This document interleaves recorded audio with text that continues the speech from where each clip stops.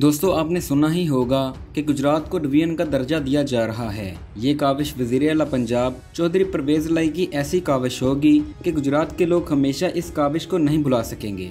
तो आइए देखते हैं कि गुजरात के डिवीजन बनने के बाद गुजरात की आवाम को क्या फायदे होंगे। दोस्तों commissioner office, RPO office, board of intermediate and secondary education, GM Sui northern gas, state bank of Pakistan, commissioner income tax, director health, director anti corruption, director agriculture, director PTCL, high court bench, director IB, chief engineer वापडा, director information, central jail और director sports समेत तकरीबन 27 regional head के दफातर गुजरात में बनेंगे।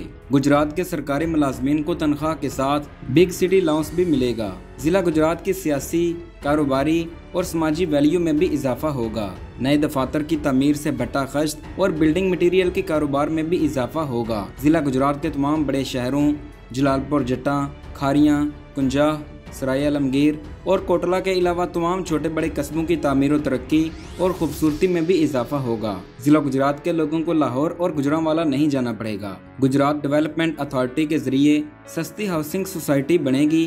Private housing society की लूटमार कम होगी। दोस्तों अगर चौधरी परवेज इलाही 1 साल वज़ीर आला रहे तो गुजरात फैसलाबाद की तरह एक मिसाली तरक्की याफ्ता डिवीजन होगा, जबकि जल्द 10,000 से ज्यादा शहरियों को सरकारी और प्राइवेट इदारों में भी रोजगार मिलेगा। दोस्तों जिला गुजरात की तारीखी, सियासी, कारोबारी, सनती, मजहबी और रूहानी अहमियत को देखते हुए गुजरात ने 1981 में डिवीजन बनना था, मगर देर आए दुरुस्त आए। अगर अब भी डिवीजन ना बनता तो शायद फिर कभी ना बनता।